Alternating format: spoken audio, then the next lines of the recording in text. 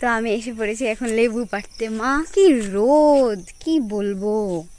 তো আমাদের এদিকটাতে একটু জায়গা আছে, তো ওখানে বাবা জেঠু সবাই মিলে একটু সবজি করে আর কি আমাদের এদিকটাতে। তো এখন চলে এসেছি লেবু পাড়তে। এই হচ্ছে লেবু গাছ, আর এই লেবু ধরে আছে। এখন যদিও বাজারে লেবুর দাম এত বেশি নেই, তাও কি করা যাবে, এত লেবু তো আর খেয়ে শেষ করা যাবে না, তো বিক্রি করতে পাঠাতেই হবে। তারপর চলে আসলাম রান্না করতে। সয়াবিনের সেই একঘেয়ে ঝোল খেতে খেতে আর ভালো লাগে না, তো আজ তোমাদের নতুন একটা ডিশ বানিয়ে দেখাবো যা আমার বোনেরও খুব পছন্দ। তো চলো বানাই। তো প্রথমেই আলুটা সিদ্ধ করে নেব, হালকা সিদ্ধ, আর ডিমটা আমি এমনি খাবো তার জন্য সিদ্ধ করে নিয়েছিলাম। তারপর সয়াবিন ভিজিয়ে ওই আলুগুলো যে সিদ্ধ করে রেখেছিলাম সেগুলির সাথে পেস্ট করে নেব এরকম করে। তারপর সেই পেস্টটার মধ্যে পরিমাণ মতো লবণ, হলুদ, বেসন, চালের গুঁড়ো, ময়দা দিয়ে ভালো করে মেখে নেব, মানে সুন্দর করে চটকে চটকে সেগুলোকে মেখে নেব যাতে একটু আঠালো আঠালো হয়, তাহলে এরকম গোল গোল করতে সুবিধা হবে। তারপর আস্তে আস্তে সব এরকম করে নেব।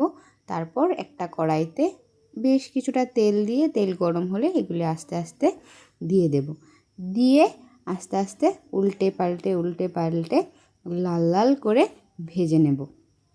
তারপর এগুলি ভাজা হয়ে গেল, তারপর আমার আরও কিছু ছিল, তো সেগুলোও দিয়ে ভেজে নিলাম। তারপর একটা শুকনো কড়াই বা তাওয়াতে কিছু মশলা, যেমন এলাচ, দারচিনি, গোলমরিচ, শুকনো লঙ্কা, তারপর আমার কাছে জিরা আর ধনের গুঁড়ো ছিল, তাই আমি গুঁড়ো দিয়ে পেস্ট করে নিয়েছিলাম। তোমাদের কাছে না থাকলে জিরা আর ধনেটাও এইরকম ড্রাই রোস্ট করে মিক্সিতে পেস্ট করে নিও। তারপর যে কাটা পেঁয়াজ রসুন ছিল সেগুলিকে বেরেস্তা বানিয়ে নিয়েছিলাম।